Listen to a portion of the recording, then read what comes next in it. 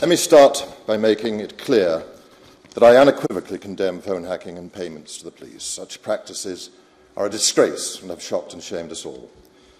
They need to be purged from journalism and reforms instigated to prevent such criminal activities ever happening again. But let's keep all this in proportion. Britain's cities weren't looted as a result. The banks didn't collapse because of the news of the world. Elected politicians continued to steal from the people they were paid to represent. The nation didn't go to war. Yet the response has been a judicial inquiry with greater powers than those possessed by the public inquiries into the Iraq War. An inquiry, incidentally, that includes a panel of experts who, while honourable and distinguished people, don't have the faintest clue how mass-selling newspapers operate. Indeed, am I alone in detecting the rank smells of hypocrisy and revenge in the political class's current moral indignation over a British press that dared to expose their greed and corruption? The same political class, incidentally, that until a few weeks ago had spent years indulging in sickening genuflections of the Murdoch press.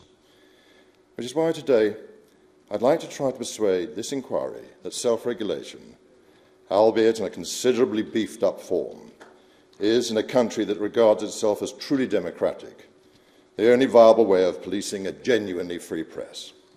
I'd also like to persuade you that there are thousands of decent journalists in Britain who don't hack phones, don't bribe policemen, and who work long anti-social hours for modest recompense, and if they're in the regional press, often for a pittance, because they passionately believe that their papers give voice to the voiceless and expose the misdeeds of the rich, the powerful, and the pompous.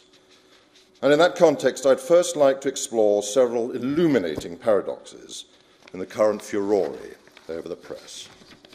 Paradox number one is that the political class's current obsession with clamping down on the press is contiguous with the depressing fact that the newspaper industry is in a sick financial state.